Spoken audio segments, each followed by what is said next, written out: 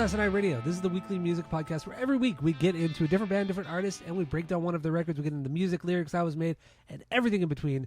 My name is Tyler, and way out there hundreds of miles away is Jeff. While you're listening, go to Spotify, Apple Podcasts, give us 5 stars. If you're watching on YouTube, you smash that subscribe button. That's what the kids say. So what are we doing this week, Jeff? Go. There it is. We're doing Motion City Soundtracks. I Am the Movie, their first record. There you go. Go ahead. Yes, we are doing that because we are in Chain Reaction season. Cheesin'. We're doing this season because the beloved venue here in Orange County in Anaheim, California, has shut down, has closed its doors after almost 30 years. And so we're just doing a lot of bands that played there in the early days and just played a lot of shows there in the early days who we may have seen way back in the day. But yeah, that's why we're doing Motion City Soundtrack, and also because we've never done them on the pod. We've done a lot of bands that have played at Chain. A lot of bands done on Chain. But never MCS. Never MCS. So yes. Anyway, we are getting into what are you? Why are you doing this? I don't know. This is fun. It's so obnoxious. So yes, I Am the Movie from Motion City Soundtrack. Let's get into this. Let's get into our origin story of the band. What do you got? And then we'll get into the first impressions of the record. What do you got? Go. It's like the brothers in The Sandlot when one's like Timmy and one's Tommy. It's so annoying. And he goes like, "Yeah, what are you talking about?" Yeah, what are you talking about? He's like, "Shut up, Timmy." And that's what it's like. Right? Just like, Exactly shut up. what it's like. Shut the fuck up. Yeah. Anyway, origin stories time. I saw Motion Cities on their first California tour, and I thought it was their first date in California, but their second date they played Ventura, and then hit Anaheim, and then went up to LA afterwards. But I remember I got some type of like sampler from, I assume it was Patrick, who was in Limbeck, the guitarist. We went to camp together.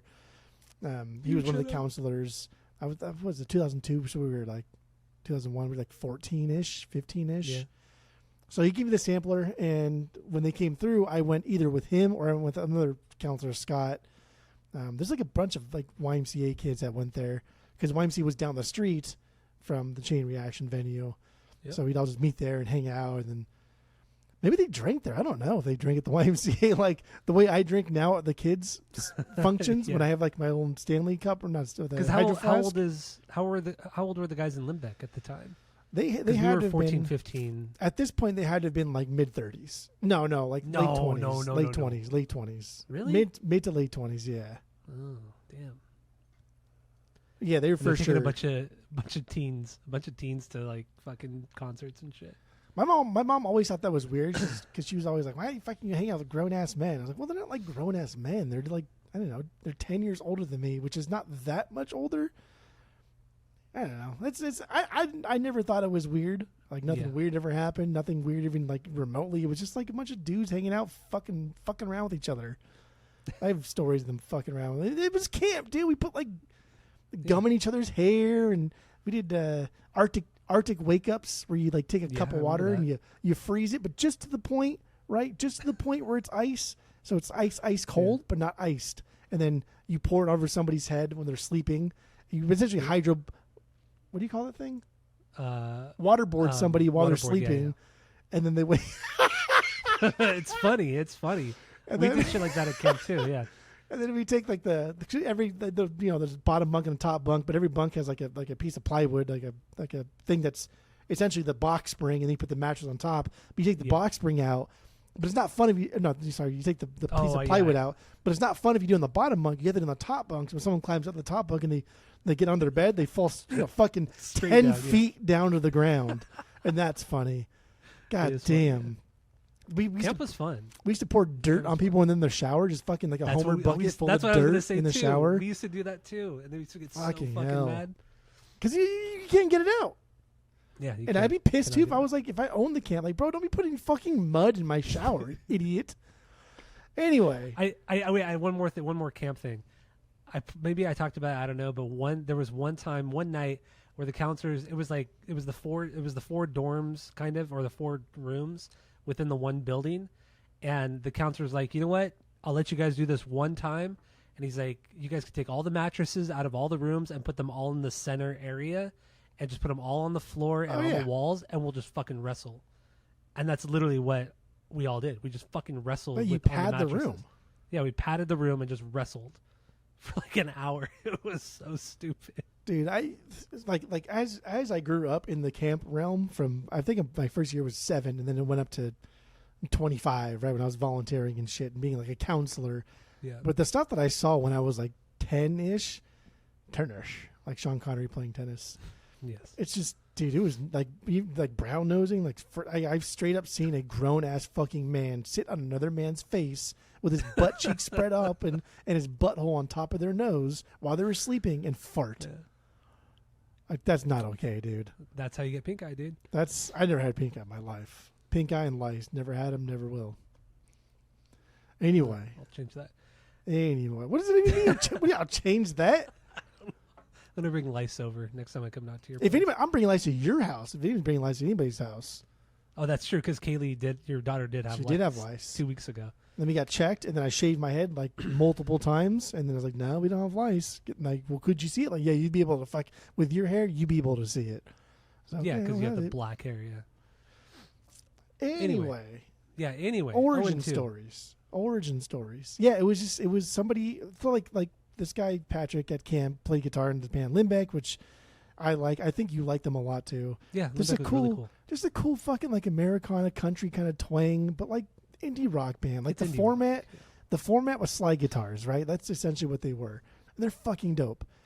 But they hooked up with Motion City Soundtrack at some point.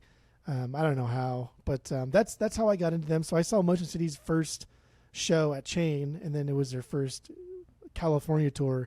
It was 2002. And I remember just thinking, like, dude, these guys are so fucking good. This is like, and this is younger me too. And I now kind of come full circle to it. But I thought, like, dude, these are like a better Get Up Kids. No, it's blasphemous. I love my Get Up Kids. But like, damn, these are better Get Up Kids. I don't think that now, but that's what I thought then. And then I subsequently saw them later on. They headlined at Chain Reaction. This was like one of my favorite shows I've ever been to too, like foundational kind of shit. But it was Motion City Soundtrack, and then it was Limbeck, and then it was Hello Goodbye, and then it was Maxine. Fucking wild Yeah. show. And it was cool because is even at that wild. time, I did not like Hello Goodbye. I still really don't fucking like them at all. But I remember distinctly. You know the songs. I remember distinctly, like they couldn't get their shit to work. Like their equipment was all fucking up, and I was like, "Oh fuck yeah, their set's gonna be 10 minutes instead of 35 minutes," and it did. They cut it short.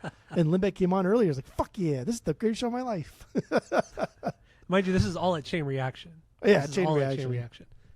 Which everything sounds like That's shit just- anyway. So who cares? I know. Who cares? Yeah. Okay. All right. So my origin story is Motion City Soundtrack. Essentially like a sampler before their first album dropped. Got it. All right. My origin story. Well, let me just say this. I know friend of the pod Skip is going to hate this episode. Oh I'm yeah, just going to say this right now. He's going to hate this episode. These guys are just they're too pop punk. I don't like it. Blah blah blah. He's strong gonna be all melodies fussy. though. Strong. He's going to be fussy melodies. about it. If he doesn't like Unwritten Law, he's not going to like this. So I'll just. It's a little This bit album. This album is better than anything Unwritten Law's ever done. Okay, shut up. Fact. Shut up. Like fact. Shut up. Anyway, That I was just- so I just, rude I, what you said. You can't even think of what you're going to say I know, next. I just, that was actually, like, I can't believe you would even say that. it is. I mean, the movie's absolutely better than It's anything not. It's Unwritten not. Law has ever done. Okay, well, but my origin story is I don't know. I really don't know. I don't know if it was probably through you. It might have been Future Freaks Me Out, because I don't think it was Everything Is All Right. Although I do remember watching that video on MTV and Fuse when that was still a channel. But yeah, I really don't know. But I remember post high school when we had we had our iPods then, and we were just driving around a lot, and just Motion City would come on, and we'd listen to it, or we'd listen to the record on your iPod. But otherwise, no, I never really listened to them outside of a handful of songs. And honestly, I've maybe heard I Am the Movie 3 times that I can recall over my life. So even this week, most of these songs and these records are like pretty much brand new to me. Good. But so yeah, that's my origin story. I just Okay. really don't know. That's okay. So let's get into first impressions of Motion City, or of I Am the Movie. What do you got? There's obviously like the Moog synth has been in music for many decades before this record came out. Get Up Kids are probably the biggest influence on this. The Get Up Kids are probably the biggest name when it comes to like pop punk emo incorporating Moog into their music. Mm-hmm. This takes it in a fucking different direction. That's why I alluded to earlier that said like no one ever did it like this. The Get Up Kids are one thing. That's like straightforward fucking like emo. They're well crafted songs. The lyrics mean something. He's writing damn near poetry when it comes to those songs, and they're on a different level. This is just dumb pop punk with fucking ridiculously catchy melodies. This is like Blink-182 if they just had like more synth in it.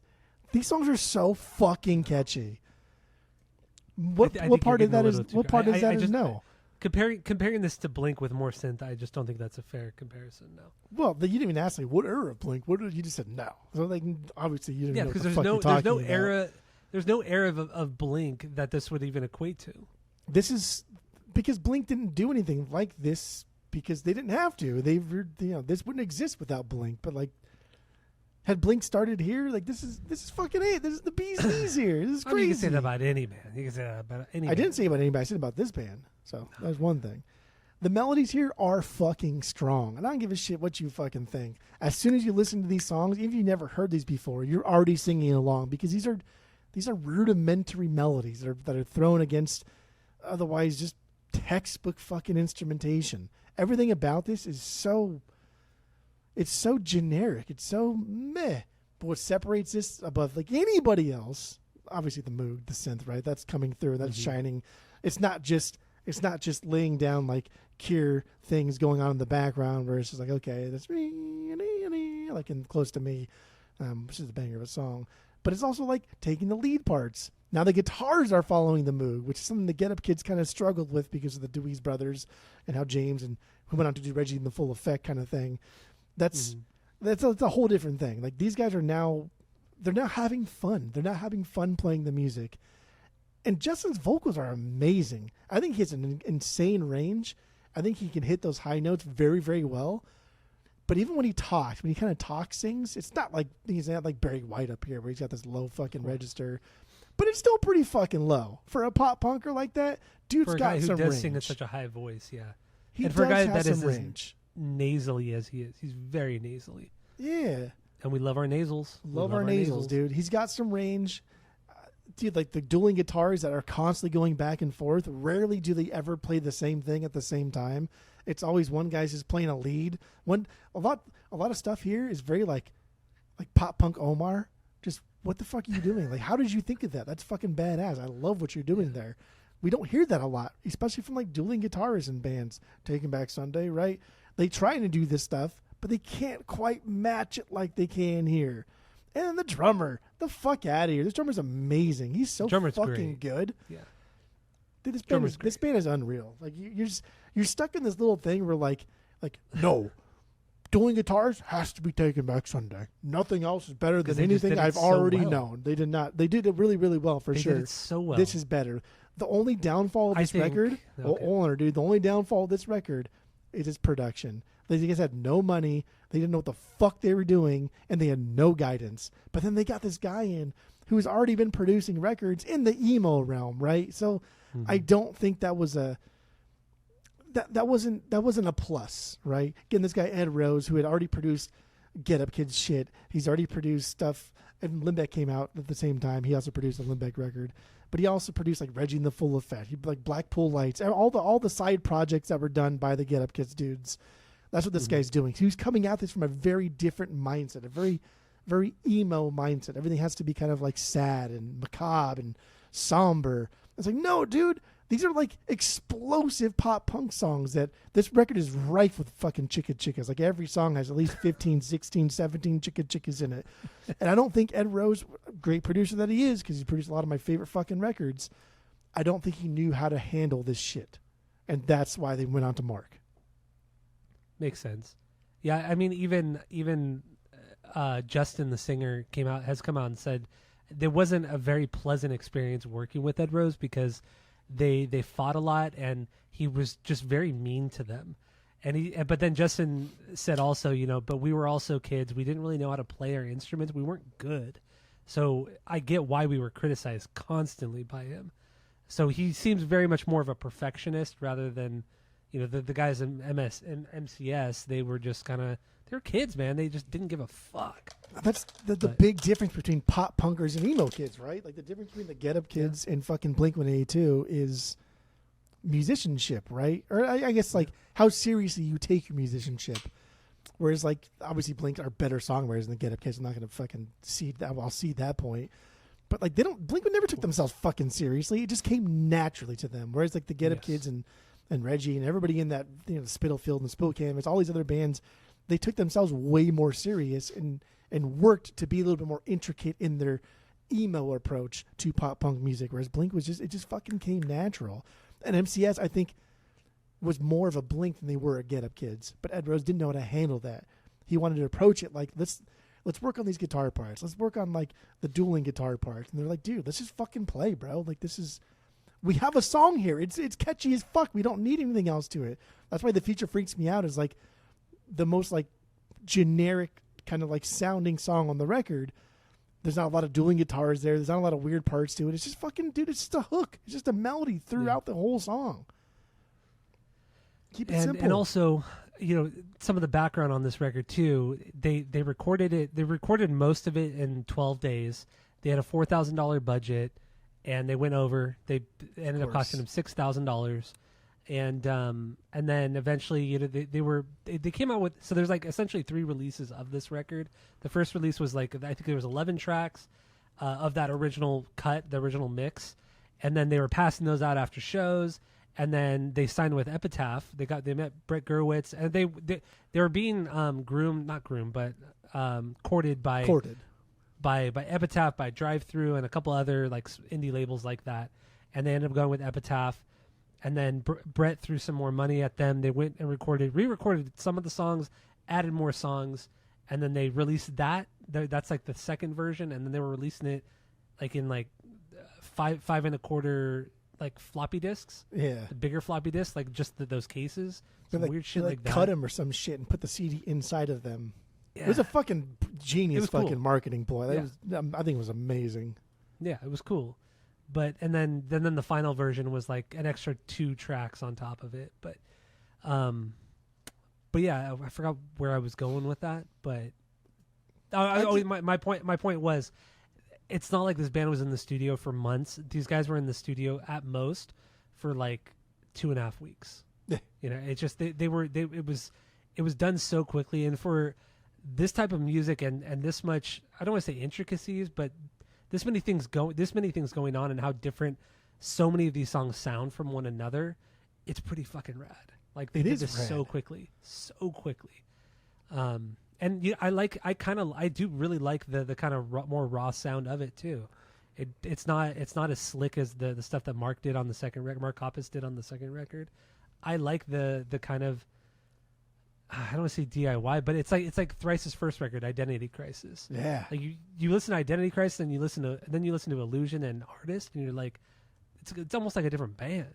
Like it's these kids are so young. I don't know. It's like fucking super cool. Like the opposite of like putting lipstick on a pig, right? You hear that all the time. Like, dude, you put lipstick on a pig, it's still a shit record. Who gives a fuck? Like Identity Crisis and this is like a diamond that's just like it's fucking dirty. Maybe it threw in the mud, right? It's dirty, but dude, it's still a diamond. I think this is a diamond record. It needs a lot of polish. Diamond record? Dude, this record's fucking unreal. And like I know it's hard for you to like new things that you have not liked for the past 15 years. But this record is unreal. It grows on you. It is deep. It's not the last 4 or 5 tracks. I will talk about it later on. But it is fucking deep. The first 10 songs are absolute bangers with their own identity, with their own purpose, what they're trying to achieve. It's not just like catchy verse and then like the chorus is whatever, or it's not just catchy chorus and the verse or whatever. It's like every song has its own identity that sounds unique in itself. Not everything relies on the mood. Not everything relies on the guitars. Everything relies on the drums. Shit, everything relies on the fucking vocals. This record is absolutely amazing. I love this record. Oh, also with this record, so going back to how it was made, the first 11 tracks with Ed Rose, it was with the bass player Austin. I forgot his last name, Austin something. He did all the bass tracks. They released that version of it, and then when they signed with Epitaph and Brett threw more money into it, their new bass player Matthew Taylor came in, redid all of the bass parts himself. So that's also kind of I think it's actually a pretty interesting thing that they released it with one bass player, and then the second version of the record is the second bass player, or the next bass player, I should say. Yeah. So I thought that was pretty. You don't see that a lot. It's like that's just weird. Like why he would go in and re-record those parts. I can't imagine they're very different. Yeah, but the bass is for sure like my least favorite part of the record. If I like if we're ranking, what I like at least the on most, this album. Sure, this album. Later records, there's some cool bass parts, some really cool bass but parts. this album, like I don't, who gives a fuck about the bass in this one? Like you have a guy playing the Moog, like he can play the bass parts if he wants to. I don't care. Yeah, no, it's true. Yeah, it's true. Who gives a shit? But anyway, let's get into it. Let's get into it. Yes. Favorite song, number one, or how many bangers do you have? I should. They're all bangers. I'm just kidding. I'm all bangers. I think I have 8. I have 8 as well. I have 8 bangers as well. Yeah, I have 8 bangers. There you go. So Good. let's get into number one. Future Freaks Me Out, right? Dude, that's not even a fucking argument here. I think so. Like I've said for a long time, and I still believe that. I think Fat Lip is like the greatest pop punk song of all time. I think that is like the definitive thing that represents all that is pop punk. It's got the pop, the punk, everything. The Future Freaks Me Out, I think, is up there, like the top 5 greatest pop punk songs of all time. It is. That's a claim. It's pretty fucking wild how good this song is. It's got such a good swing to it. It's heavy, it's airy, right? But it's also like it's the easiest way to get pop punk kids all hyped up and all hot and bothered. Is this. And like Tony's drumming, like he's not doing this is like Travis Light. What he's doing in this song and throughout this entire record is like Travis Light. And if you like, Travis's drumming or whatever, and you're like, damn, like sometimes he's just a little too fucking busy. He's just a little too pretentious, a little too fucking annoying. Listen to this record. Like, oh yeah, that's what a good pop punk drummer should be doing. Those are the kind of fills that I want to hear. Those are the kind of licks that I find interesting. I love how to me, I like how the chorus of this is like the weakest part of the song. Like my least favorite, if I was ranking the parts of the song, the chorus for me is the one with like the least unique identity for the entire song. Dude, Justin's it's a catchy ass chorus though. Of course, it's a catchy you can't fucking deny chorus. That. And there's even the pop punk stop too. Great, I love the pop punk stops. But yeah, the verses are better because he does this like the way the range in his voice is really cool. There's like almost like this falsetto element to it, but there's also this like nice groove. Like it's not even a groove. It's like it's a swing. It's this kind of swing thing that happens. Yeah, this whole song is fucking like danceable. Verse. It's swingy. It's not like moshy. It's more like you're having a good fucking time. Yeah. But like the bridge here is for me is the bee's fucking knees. Like that slow build. Weezer. Dude, it's dueling vocals. The fucking Moog lead. The me, and then it all leads up to the fuck it, and then we get back. I'm on fire. Then and now I'm ready. That's oh god damn, that's fucking good. That's the bridge is very Weezer, right? It's very Weezer, but it makes sense. They love Blue. They love the Blue album. Everybody likes fucking Blue. It's true. It's a great record. Third best Weezer. Yeah. I mean, I don't make the rules. I don't make the rules. So fucking stupid. I don't make the rules. Damn, dude, you're just like I just follow them. You're already senile. Like you know what I mean? Like you're already fucking senile. God damn, you say some stupid shit. It's true. I'll fight with anybody on that one. Blue is their third best. You'll fight with yourself on that one because you're fucking senile and crazy and dementia. Oh shit! Future Freaks Me Out. We're talking about how much you don't like Future Freaks Me Out. No, I love the song. Also, it's so much fun to sing that I'm on fire and now I'm ready because the way you can sing it too. It's like I'm ready. You could get this like stupid voice going Bust and the move. Bust Get out the of move. It's so dumb, but it's so much fun to sing. Love it. They also made a video for this song as well. I just don't care for the two. I don't care about the two videos for this album. They're just dumb little indie videos. They're obligatory and dumb. Yeah, just don't care. Now, lyrically, I had a tough time with his lyrics. Honestly, I don't know what he's talking about. Fucking mean a goddamn thing. Do you really think they don't mean much at all? I literally think that they don't mean much at all. I think that he just says a bunch of cool words and he just wants to string together because he talks a lot. He says a lot of words, and I feel like when you have too many lyrics, it's either because you're not confident in what you're saying, or like you're Eminem, like you're so confident in what you're saying that like I can say whatever the fuck I want to say and it's gold, right? Here, I think that he doesn't really have a whole lot to say, so he fills it up with just word vomit. But I love his word vomit. I think he's not like a Jimmy Pop kind of like wordsmith, but all of his shit makes sense. It flows nicely. It rhymes where it needs to. It doesn't rhyme where it always doesn't have to, but it's good. It's good. Yeah, I mean, I took a shot at most of the lyrics. So for me on this one, it's about being in a relationship where you don't have a lot in common with the person, and you're just really afraid of what the future holds. It's like, should I stay? Should I go? Don't really know what to do. So that's my interpretation of the lyrics. I mean, yeah, the future freaks me out, right? He's afraid of the future. But I think like when he's going into the Betty thing, and there's this recurring theme of Betty throughout this song here. But I like how he uses like words, right? When he says it's hard to relate to the whole human race, like those two words don't really rhyme, but the way he says it makes it kind of rhyme. And then he rhymes with say and way. And then later on when they're doing like the back and forth thing where they're like Betty and then whatever what's the other one?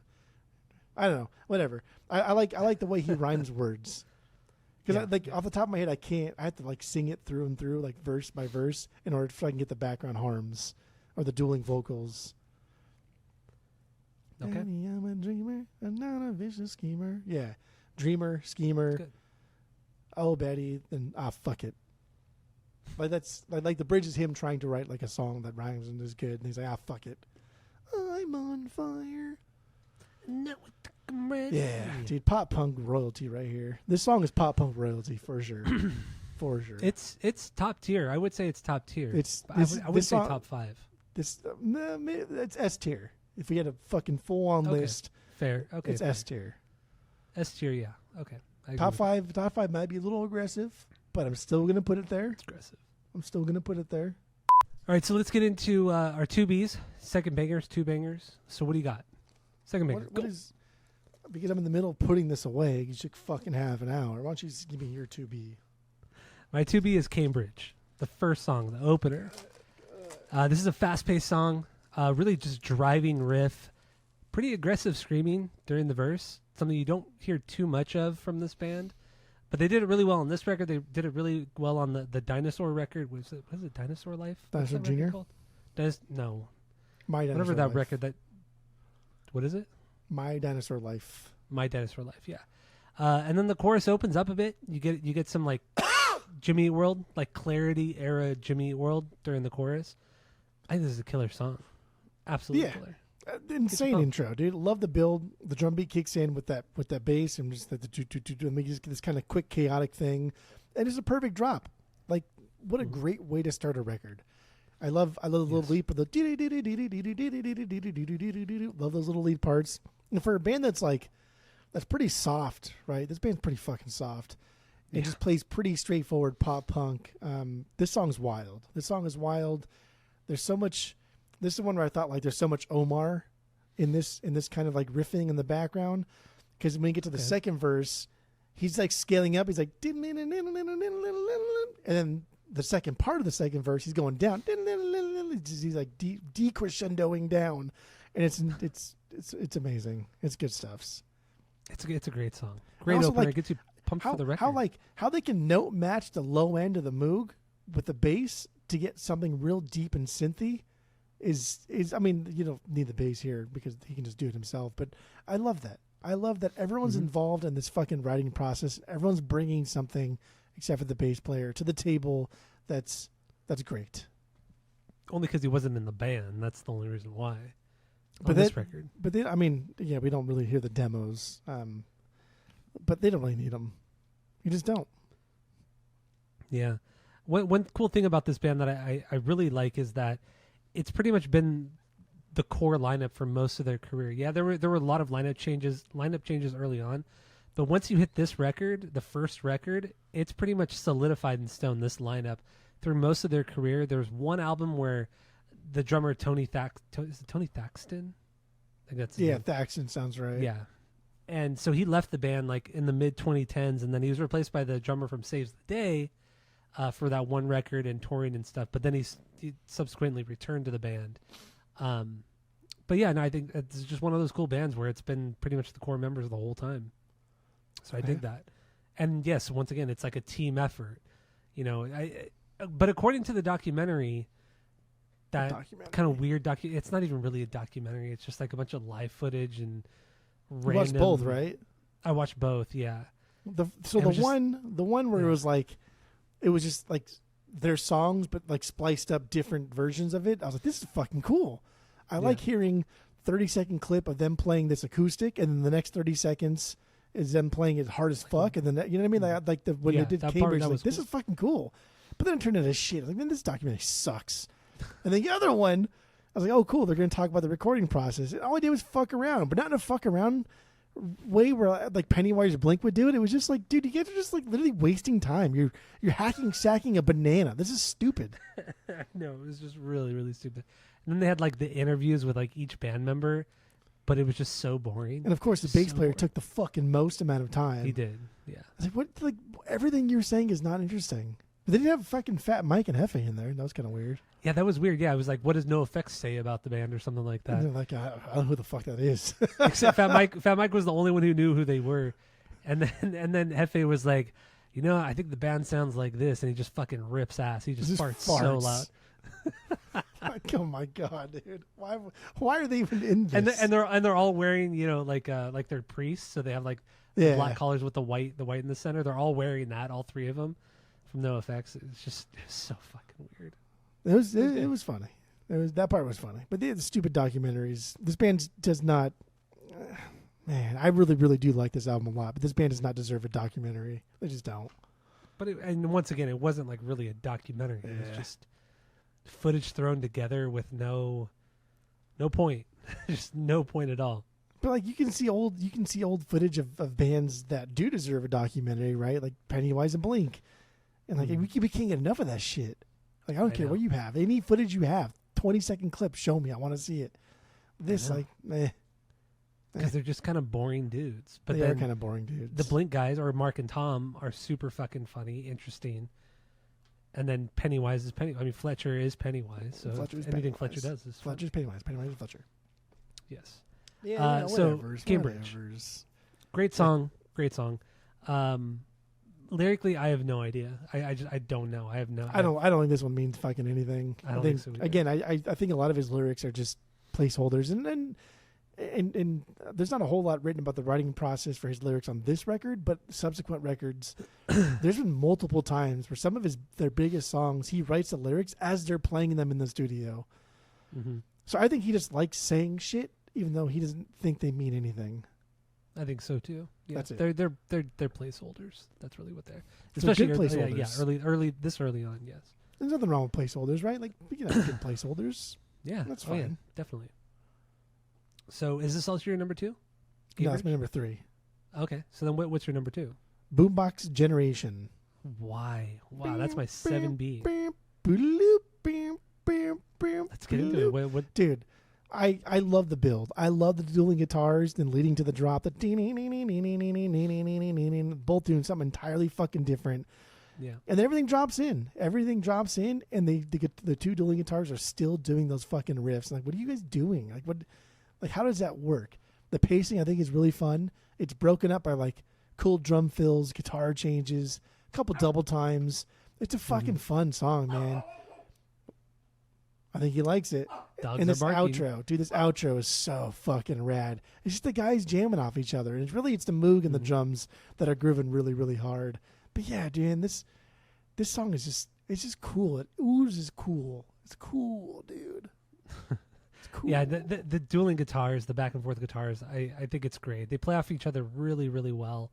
And also the synth keys, they don't play throughout the whole song, but they come in at just the right moments to kind of fill in the gaps or transition in between parts.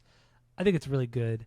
I think it's a fantastic song. One of the more punky songs on the record as well. Some distorted vocals, which I'm not a huge fan of, but for whatever reason it works on this particular song. Dude, that outro too, like the Yeah.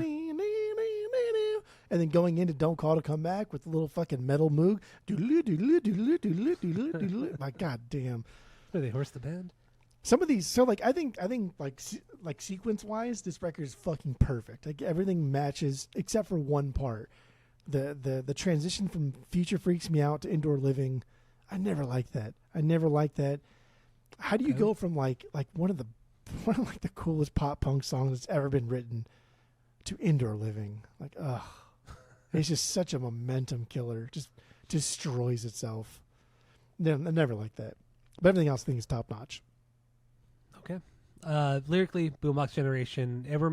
To me, I thought it was just about how quickly famous people come and go. Like one year they're on top of the world, the next everybody's forgotten about them. So it's just about celebrities and shit like that. That's what I think the lyrics are about. But God. Once again, more of a placeholder.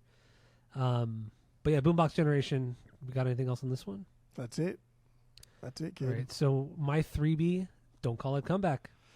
Let's get into this. It a comeback. That's my 4B. All right. So this is fast, aggressive, musically and vocally. The synth works surprisingly well. Isn't that Moog metal, right? The doodly doodly doodly. Like you imagine just like fucking Iron Maiden, just like diddly diddly diddly diddly diddly diddly. It's a good way of putting it. Yeah. It's Moog metal. Yeah. Moog metal, yes. Also, there's some double bass toward the end. And he hates double bass. He does. He said in the documentary that he hates double bass. He says, what people do with double bass in punk music, you can just do with one foot. Just practice. Although, just practice. It could just be one foot. It could be. Yeah, it's not like this. Like he made a hard claim. He said most of the time people that do double bass, you can just do it with one foot if you practice hard enough. So I tend to think, and he's a good drummer.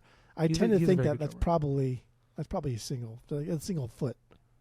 Yeah, because it's not super fast, but just how he's playing it. It could be done on one foot, because you hear like somebody like Smelly, it's just like the guy, or even like what's his name from Pennywise. It's like their right foot is fucking quick as fuck. I know Byron. Is it Byron? Byron. Byron. Right. I forgot, whatever the drummer's name from Pennywise is, but no, they have a really fast right foot. It's like, you could do that. You could do it half the speed that like NoFX does it. Make it sound like a double bass. But anyway, Don't Call It a Comeback. This is definitely the most aggressive song on this record. It does find itself into the Motion City soundtrack realm a couple times. We're like, okay, yeah, this isn't just a fucking punk band, right? These guys are still kind of cheesy pop punker. Especially like the little solo part where the Moog gets his time to shine, and it's like, okay, that's not punk, right? But Justin's delivery is top notch on this one too. I love his singing. I love the way he sings. I like how he says words. I like his enunciation. I like everything about him on this record, and in general too. I like it. It. And we did talk about in the rankings episode how their newest record is just like a Jimmy World record, like post Futures Jimmy World record. But damn, even on this record, there's so much Jimmy World.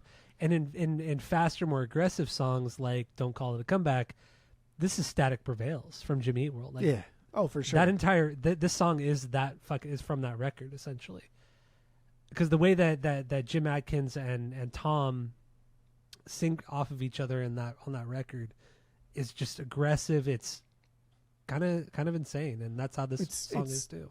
Like these guys are absolutely taking from a lot, and they're from the Minnesota area, so obviously they're also taking from the Get Up Kids and other bands that are coming out in that area.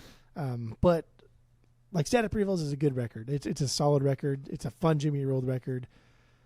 But it's like they're taking that, just writing better melodies, dude. They're writing They're writing Bleed American melodies on Static Prevails. Like that's what's happening here. Just straight up. I don't think they're as good as Bleed American melodies. I No. think you're going to ask me. You're just making wild claims. The Future Freaks Me Out is as good as anything on Bleed American. No. Yes. No. Yeah. It's better than Sweetness? Melody-wise? Sweet is not even like the Catchiness? best song like at all. I'm just saying, fuck like, outta here. melody-wise, catchiness. Sweetness is by far the catchiest song on that whole record. And you're saying that Future Freaks Me Out is catchier or better than that song? Come on. What, are we I know saying you're better or lying to catchier? Catchier, yes. I think Both. Future Freaks Me Out is Both. catchier, yes. Both. Better, yes. I don't like Sweetness that much. That's like my least favorite song on that record. Oh, my God. You're so Maybe my boring, Sundown. dude. Maybe my It's just Sundown. popular. It's just popular, so that's why I don't like it. That's what you're doing right now. My Sundown is probably my least favorite song on that record, but then Sweetness is probably number 2. I like the demo version of Sweetness. The Clarity version of Demo's Sweetness is great, better too. than the Bleed American version of Sweetness. Both great. It's too So Jim you're being heavy. that you're being that hipster. Oh, I like the demo more than I like the fucking real one. I liked Fun when they were called The Format. That was my favorite. I think that was like the best Joe Meyer quote I've ever. Did he really say that? Yeah, well, because like somebody was talking on Facebook, somebody said something about the band Fun, and I had said something that looked like it was super pretentious. Maybe I probably was being. But I was like, oh, the Format was better or something like that, and Joe Myers was like, oh, hipster Jeff says I like the Fun when they were called The Format or something like that. And I was like, damn, that was good, dude. That was a Got good you. one. That was a good Got one. you. That was a good guy. That was a good guy. Joe Meyer used to listen to this podcast too. I'd be really curious if he still actually listens. That'd be funny. So Joe, if you're listening, let us know. But don't think he and listens. honestly, this would probably be an episode he would listen to because he was a very pop punk guy. He was a pop punk guy. It's PPG. Anyway, don't call it a comeback. Let's get into your number 4. What do you got? Go. What was your number 3? My number 3 was Don't that's Call It right. a Comeback. Perfect Teeth. Perfect Teeth. Perfect Teeth, huh? Okay, that's my 6B. Let's get into this. So I said on like my top 10, Perfect Teeth. I know it's not. It probably shouldn't be like a top song, a top 4, a top 10 Yeah. song by Motion City, but like Limbeck covered this song a lot, Boys. and so Your when I boys. saw them live dozens of times, they didn't always play this song, but this was part of the repertoire. And it does hit this nostalgic chord, and I do like it. And I've seen them play it acoustic. I've seen them play it live numerous times. So I like it. I do like the melody. I like someday I fear I will. It's very very Five Iron Frenzy gospel kind of sounding. I like it a lot. I like it. Yeah, it's just I think it's a solid pop punk song of the era. I really think it is. This is like the melding or the in between what we know like Newfound Glory pop punk into the emo scene, which was blowing up at this point. I think this is like a transition song into that emo style. This is definitely like instrumentally. This is definitely a Newfound Glory sounding song. Yeah, right. very much so. Like that. That's a very Newfound Glory thing. And then like not the emo in the sense of like the Get Up Kids kind of emo, but like the My Chemical Romance or even emo, or even like early Alkaline Trio too. Because I think the verses also sound a very Alkaline Trio, but then also I think it's the whole song. It's not even just the verses. The song in general does have a lot of Alkaline Trio, and it makes sense. I mean, Infirmary came out a year before this, so that could be a big influence as well. also from the same area too, or yeah, somewhat the well, same kind area. of, yeah. Chicago, Minneapolis. It's not the They're fucking like, same area, dude. it's like fucking 100 miles from each It's other. like It's throwing not a that far. stone skipping across the Yeah. water. It's like going from here to it's like saying one band is from LA, one band's from San Diego. Come on, that's really. I would venture to say that also. I think especially like the Get Up Kids Alkaline Trio thing. I mean, I listen to a lot of Get Up Kids, way more than Alkaline Trio, and I do hear a lot of Get Up Kids in a lot of the stuff that Motion City Soundtrack does. I hate the M's because I keep every time on my notes I abbreviate it MCS as my Motion City Soundtrack. Yeah, but when I read it, I'm reading it really fast, so it's MCR, like My Chemical Romance. So every time it fucks my brain up a little bit. I'm going too fast. I read too fast. you read too fast. quick on the draw. Do Limbeck don't tour anymore, right? They don't play shows.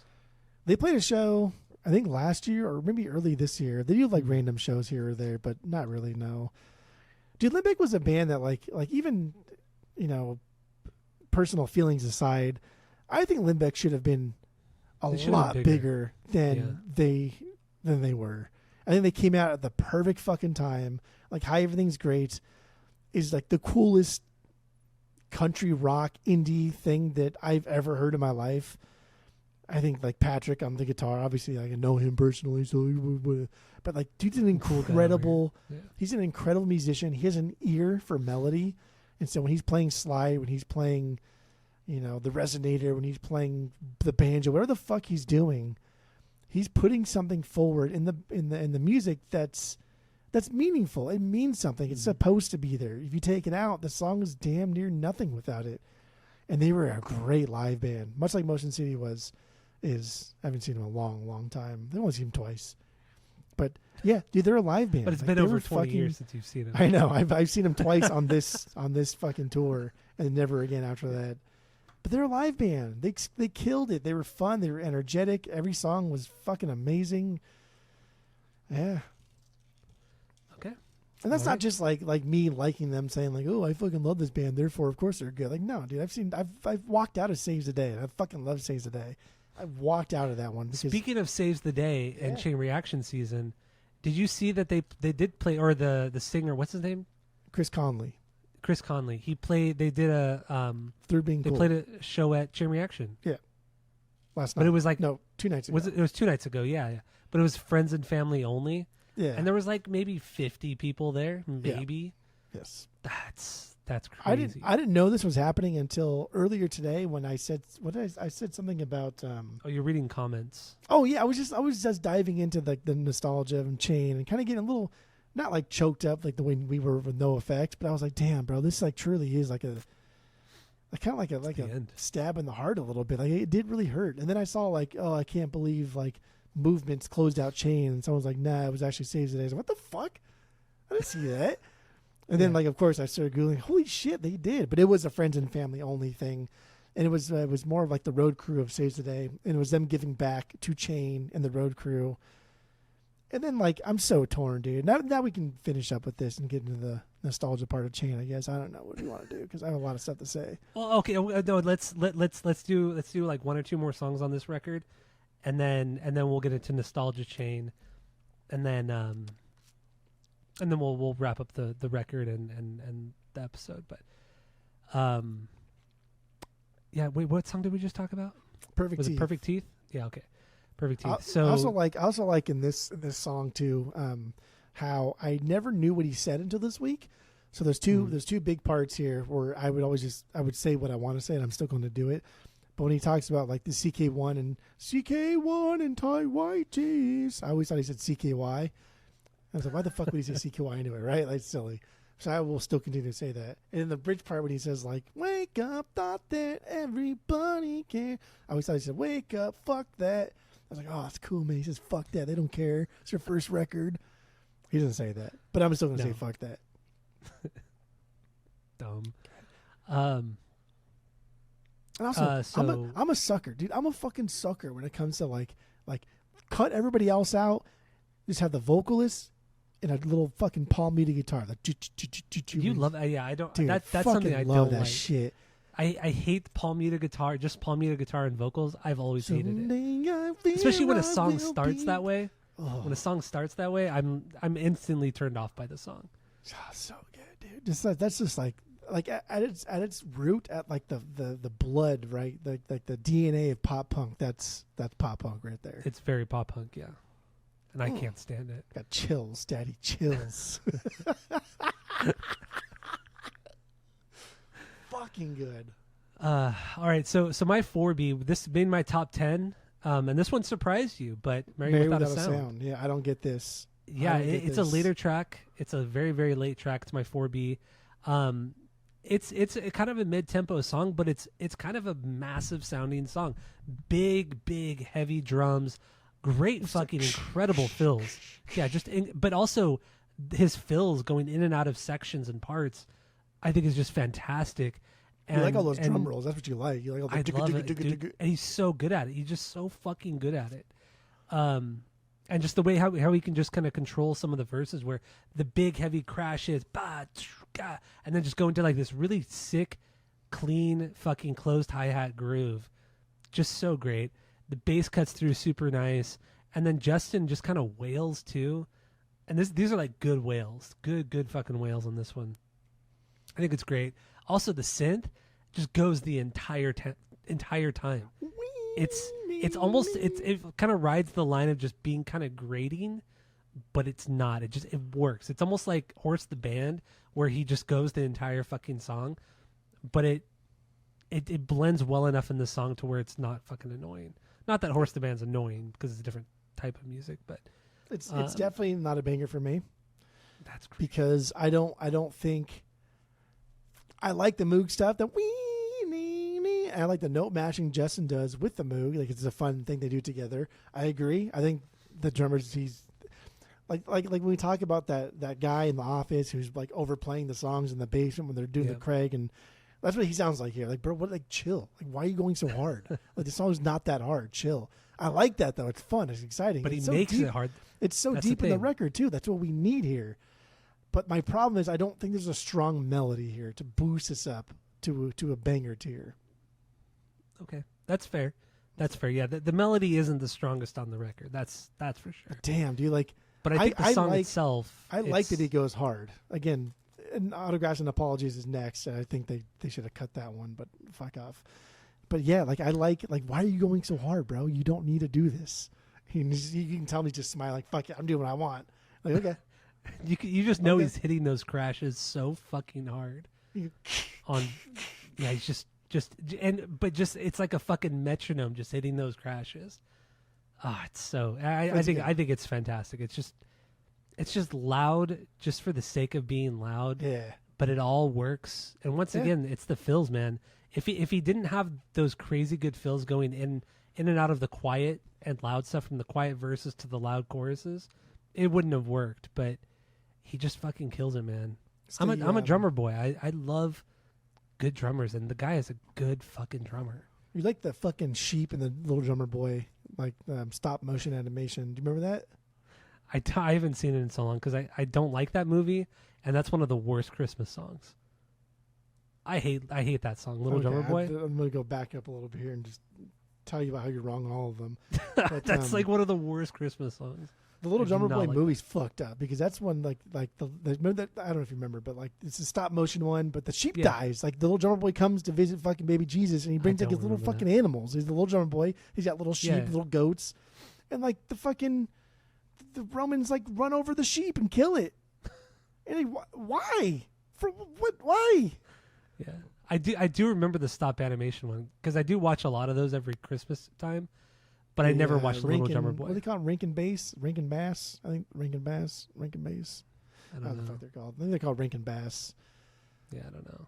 But yeah, that's like the only one I never watched. But Bad Religion doing a cover of Little Drummer Boy is fucking dope. It's a good song. It's so bad, dude. No, that actually, whenever I think about how much I don't like that song, the first thing that comes to my mind is the Bad Religion version and how terrible that version is. It's awful. Here. It was made for them. But also that Bad Religion Christmas record is terrible too. Yeah, it's awful. Not good. But that sounds good. No. All right, so Mary Without a Sound. Do we want to talk about any other songs? Because I'm pretty much. I mean, I have a couple other bangers. Actually, I have two other bangers. But otherwise, I'm good. I have more bangers, but I'm looking to see if I have anything that's like I need to get out. No, not really. My Favorite Accident. They did make a video for that one. Yeah, which is another. I mean, who also cares? Stupid. Yeah, but that was my 5B. My 7B. And then Red Dress was my 8 banger. I did like Red Dress. Red Dress, my 6B. But everything else, H, was that not a B for you? No, it was just a good song. Yeah, just a good song. Did not banger territory. Okay. Yeah, Shiver, Capital H, Indoor Living are just good songs. Autographs, A-OK, and Modern Chemistry. I just don't care about those songs at all. Okay. Just don't care. But let's get into some Chain Reaction stuff then, because why not? This is Chain Reaction season. This band played at Chain Reaction a lot. You saw them a couple times. I don't think I ever saw them. I mean, I've been to a lot of shows at Chain, a lot of shows at Chain. And if I had seen them, I would have seen them with you, and I don't think I did. I only saw them twice. Once, I think it was just them, maybe a local opener. I don't remember. And the second one was Limbeck, Hello Goodbye, Maxine, and Motion City Soundtrack. And Maxine was a fucking dope band. They were cool. They were cool. They were a really cool band. I want to get back into Maxine, but I always forget. I'm gonna make a little note for myself. I did make a note to listen to them again because when Chain closed down, we were talking about doing this. We were going through all the old shows from Chain on Setler or whatever archive website it was, and Maxine was popping up a lot. I'm like, damn, dude, I forgot about that. And you and I were talking about it. Yeah. They were really cool. They were fucking cool. They were cool. I think they were cool a 3-piece, bass driven. I think a female. Yeah, they were bass on driven. Bass. Yeah, bass driven for sure. They were a rad band. Yeah, dude. So then I was looking on set list and according to set list, and obviously like it's not a 100% encyclopedic thing about all the bands that have played at Chain, but the band that's played the most at Chain according to set list is Stick to Your Guns. What? Yeah, That's isn't that crazy? wild. Number two, I mean, is Bane. Okay, I could see Bane. I guess. And then like your Terror, Throwdown, those are all in like the Yeah. top 10s. But like Stick to Your Guns was number 1. And so then I went back and I thought like, okay, you know what? That's pretty fucking dope. Then if they closed out Chain, they didn't close out Chain. But if that was like one of the last shows that they played or that the Chain last had hardcore show was Stick to Your Guns. Oh, but that's what I was going back on. So then I was reading the comments and then I was kind of going back and forth of what I think. And I was like, yeah, dude, this is fucking bullshit because like the last show should not have been Movements. I don't know what the fuck Movements is. Maybe they're good. I don't know. I didn't listen. I didn't bother to listen. But like their last show should have been like Thrice or Stick to Your Gun. Like that should have been the last show. But that's like, what the fuck? Or something. Like what am I? Who am I? Right? Like what the fuck do I know? Like this is not my money. Like it's not me. But then I also thought like, don't forget, this is the fucking place that was begging for money come the pandemic when the entire world was broke, not working, and living off fucking unemployment. Chain Reaction was like, please, please, please help us, please. They were. And what happened? People showed up. They waited in line for hours to buy dumbass overpriced merch from Chain Reaction to keep them afloat. And then like 2 years later, they close. Like 5 years later. Get fucked. Get fucked, dude. Yeah, But once again, this wasn't a decision they made overnight. They knew they were closing 2 years ago. Oh yeah. Oh, definitely. Yeah, they had to have known. Get fucked.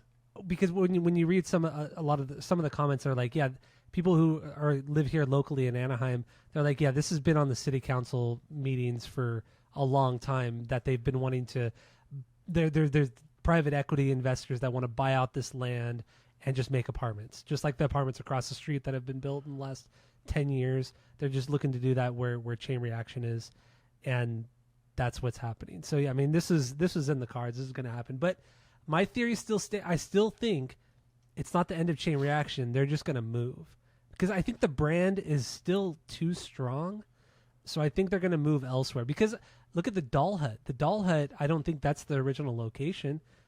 The Doll Hut that's right around the corner from Chain Reaction. But Doll Hut's like that's not the original. Big. But once again, but the Doll Hut was known for like crazy fucking shows, crazy. Dude, the Offspring played there. No doubt played there. That's what I'm saying. Like it was crazy. But it changed locations and it still held. But it's also a bar. Yeah, okay. It's like a full bar. It's always been a full bar.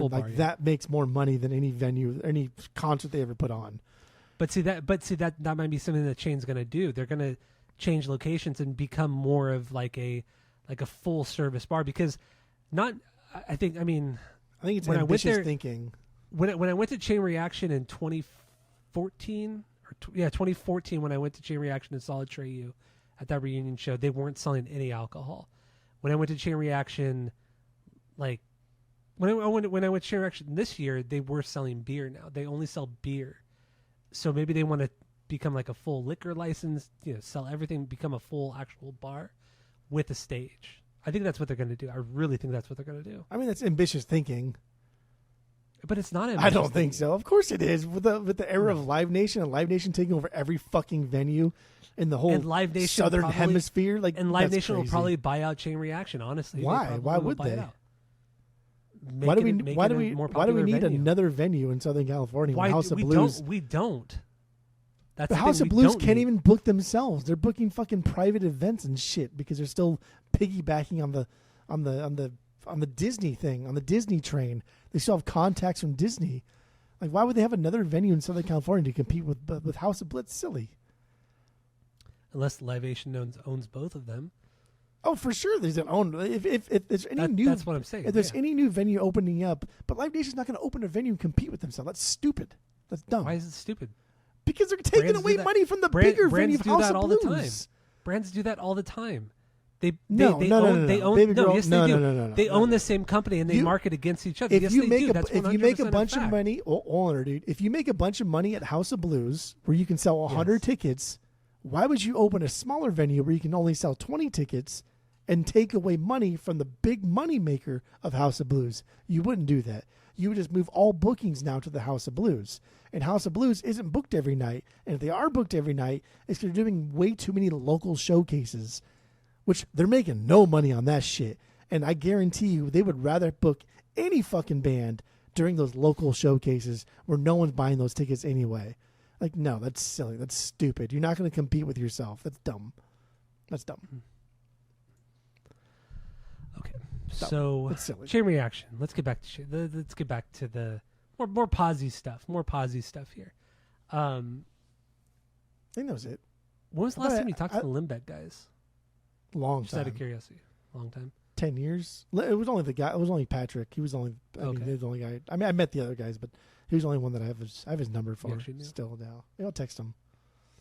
Yeah, text him. Have him on, get him on the pod. No. Get him on the pod. It would be cool to go and see Limbeck. Like because I had seen them, I had seen them with you back in the day, and they were great band, great fucking band. But they haven't put out a record since 2007. I did look it up. I've always just I like slide guitar. I like resonators. I like just the country twang of music in general. But country's tough, man. Country kind of sucks as a genre overall. Oh yeah. So if you can incorporate country and indie and alternative rock into the same thing and not sound like complete shit, I'm all for it. And Limbeck is I think like the best of it, right? Yeah, Limbeck were really good at it. They were very, very good at it. Okay. Yeah, I mean, I'm sure we'll get more into Chain Reaction and what that venue meant to us, because next week also we're gonna we're not gonna say what band we're doing. We know what band we're doing, but it's even crazy that this band used to play at Chain Reaction, but they did. This is the biggest band that's played Chain Reaction for sure. By far the biggest band. Yeah. So yeah, we're gonna get into that, but then we're also gonna talk about like our top 10 or our top 5 favorite shows we've ever seen at Chain Reaction. We're gonna get into the top 5 most memorable shows or bands that have played at Chain Reaction that we feel are the most memorable or things like that. So we're going to get into all of that next week. Or maybe shows that we wish we would have seen but didn't go to. Yeah, there's that too. Yeah, we've taken quite a dive into that archive of 87 pages of Chain Reaction concerts. So, and that's not even all of them, because there are shows that I've been to that were not on that. Well, there's that archive. So you have like set list, and then you have the concert archives, right? Yeah. And both of those things obviously don't communicate with each other. But on set list, there's already things that don't. Even like the Motion City Soundtrack website concert archives for themselves, and then the set list FM website, and then the concert archives. Even the show that I know I went to, all 3 of them have different dates, different bands. I'm like, dude, there's no. Like Limbeck never toured with this band. Like I know that for a fucking fact. So yeah, it's not gospel, but it's close to it, according to Mark and Tom. Yeah, Mark and Tom. Well, Tom only. So anyway, let's wrap up the what do we do? Motion City Soundtrack. I Am the Movie. Let's wrap this up. Give our final thoughts and then rate the record based off of our world famous 3-point rating system, where 3 is a perfect album, 2 is a good album you're going to continue to listen to, 1 is a bad album, but give it a shot, and 0 is the worst thing you've ever heard. What do you got? Go. This came out at the perfect time. I think that, man, I think with a better production quality and a little bit more like oomph behind marketing, this could have been huge, right? Like maybe even release it just a year later, because now you're competing with like the end of Blink, and like when Blink's gone, there's no rules anymore. Like there's the pop punk throne is open. Like anybody can take it now. Mm-hmm. But it's kind of bad timing, and just bad production. But fuck, dude, these songs are there. This is crazy. These are so fucking catchy. Even the songs that we didn't really talk about, like Shiver, or Dumb Song or whatever, and Indoor Living, which we made fun of, like there's still really, really catchy parts to those songs. But when this album hits, like it hits hard. And it's not just The Future Freaks Me Out, which is an instantaneously loved song. And he just spits out so many fucking words, right? That's syncopated, like, dun, dun, dun. Just constantly talking. He never stops fucking talking.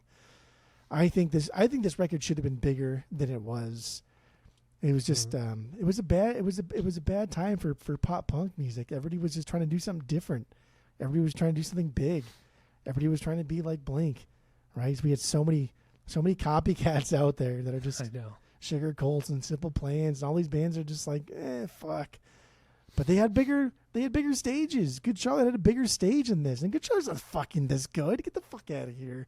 This is exponentially better than Good Charlotte, but Good Charlotte had money. They were simple. They were very easy to market. They were very dumbed down. Nobody knew what to do with this fucking band. Like, nobody knew what to do with this shit. Like, what do I do with this? Like, why do you have this fucking keyboard? This is doing handstands on this fucking keyboard. Like, what is this? What is this? Yeah, I know. I don't know, dude. I really, really do like this record. Like, my viewpoint of this is gonna be a little skewed, also because I'm a sucker for the pop punkage. I'm putting this at 2.7. 2.7. No less than 2.7. I almost did 2.75, 2 1/4, 2 3/4. But 2.7, I think is fair. I think it's fair. It's more than fair. That's it. More than fair. 1.5. Right. So my final thoughts. My final thoughts here. I think this is a great record. It's a great pop punk record. This week has been my first real just kind of dive into it. I don't have the same nostalgia as you. I'm coming into this pretty fresh. Although, yeah, I listened to it back in the day, but it never really resonated with me. But yeah, like I said, diving into it, you hear a lot more intricacies. And for a band's first record with no budget and just kind of going in, just not knowing what the fuck they're doing, this is some great shit. There's some really, really cool shit here, especially if you like pop punk. Now, I get it. If you don't like it, you're probably going to hate this record. Whatever, skip. That's okay. But it's still solid. It's also fun. And he hates fun. That's true. He does not like you. fun. You fucking starting to hate fun a lot more too now. No, I love fun. I love fun. We love fun. I know. I'm like the Bouncing Soul song. I love fun. Going out and having some. What a dumb song. Anyway, so I Am the Movie. I almost said I Am the Avalanche. I Am the Movie. Motion City soundtrack. This is solid. I will give this a 2.25. 2.25 because I would get this on vinyl. That's vinyl worthy. I would get this on vinyl, and I would get Dinosaur Life. What the fuck is that fucking record? My Dinosaur Junior Life. My Dinosaur Life. I would get that on vinyl, and I would get Commit This to My Dinosaur Junior. I want to say Ever Life. Passing Moment, but that's fucking MXPX. I don't want that record. Don't want this responsibility. I spun it the other night. I know you did. I saw. I seen so it. Good. Okay, so that's all we have for this one. I'm tired. Good. I'm spent. Good. Let's spend it. But yeah, Chain Reaction season. We're rounding it out next week with a pretty cool band. Pretty cool band, I think. It should be fun. It'll be a fun episode. It'll be a fun. So thank you all for listening. Go to Spotify, Apple Podcasts, give us 5 stars. If you're watching on YouTube, you smash that subscribe button. Smash it. So that's all we have, and that's it. That's all. That's all.